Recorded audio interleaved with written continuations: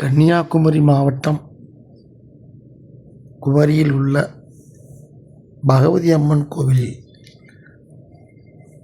திருவிழா சிறப்பாக நடைபெற்று வருகிறது. 10ஆம் நாள் தேரோட்டம் வெகு சிறப்பாக நடைபெற்றது. இதையடுத்து கோவில் நிர்வாகிகள் செய்தியாளர்களிடம் பேசினர். அதன் விவரங்களை இப்போது கேட்போம். இந்த கோயிலுடைய ஆண்டு வருமானம் கிட்டத்தட்ட 16 கோடி ரூபான்னு ஒரு புள்ளிவிவர கணக்குப்படி தெரிய வருகிறது. இந்த கோயிலுக்கு சொந்தமான ஒரு தெப்பக்குளம் கன்னியாகுமரி வடக்கு ரத வீதியில் இருக்கு. இந்த கோயிலுடைய வைகாசி விசாக பெருந்திருவிழா வரக்கூடிய 21ஆம் தேதி தொடங்க இருக்குது. 10 நாள் நடக்கிற இந்த திருவிழாவுடைய 10வது நாள் 30/5/2026 அன்னைக்கு இங்கே தெப்ப திருவிழா நடக்கணும்.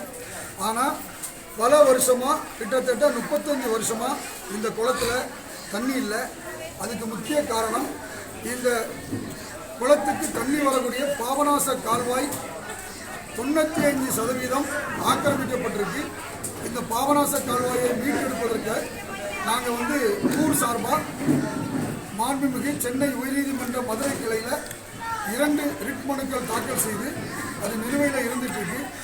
அந்த கால்வாய் இன்றைய தேதியில் முழுக்க கழிவுநீர் ஓடையாக மாறிட்டு அந்த கழிவுநீர் ஓடையை அந்த கழிவுநீரெல்லாம் சுத்தம் செய்து தரணும்னு சொல்லி நாங்கள் பல முறை கன்னியாகுமரி நகராட்சி கமிஷனர்கிட்ட முறையிட்டோம். ஆனால் கன்னியாகுமரி நகராட்சி கமிஷனர் எங்கள் கோரிக்கைக்கு செவிசாய்க்கல. எங்களுக்கு குளத்துக்கு தண்ணி கொண்டு வரணும், அதுக்காக இந்து சமய அறநிலையத்துறையிட்ட முறையிட்டோம். அவங்களும் எங்களுடைய கோரிக்கைக்கு செவிசாய்க்கல. தண்ணீரை பாபநாச கால்வாயில் திறந்து விடுங்க, நாங்களே ஊர் மக்கள் எல்லாரும் சேர்ந்து நாங்கள் கால்வாயை நாங்கள் தூர்வாரிக்கிறோம், கழிவுநீர் ஓடையை நாங்கள் அந்த கழிவுநீரில் அப்புறப்படுத்திடுறோம் அப்படின்னு சொல்லி நீர்ப்பாசனத்துறைக்கு நாங்கள் கோரிக்கை வச்சோம். அவங்களும் எங்கள் கோரிக்கைக்கு செவிசாய்க்கல.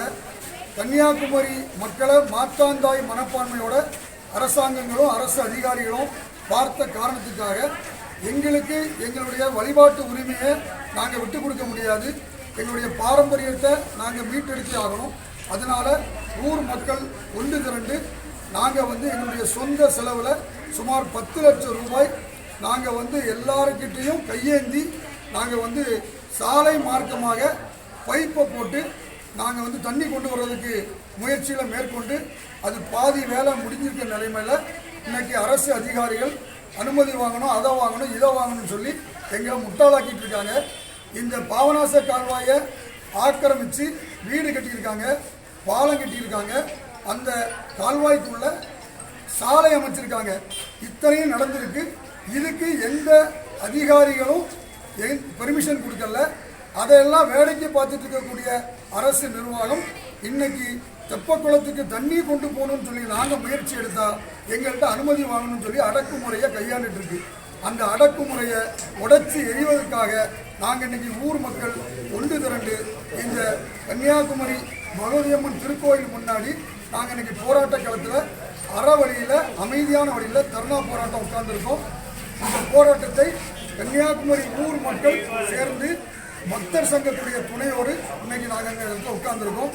எங்களுக்கு இந்த தண்ணி கொண்டு வருவதற்கு ஒரு முடிவு வரலைன்னா நாங்கள் இந்த இடத்த விட்டு எந்திரிச்சு போகிறதாட்டு ஐடியாவே இல்லை அப்படிங்கிறத நான் அரசாங்கத்துக்கு தெரிவிச்சுக்கிறேன்.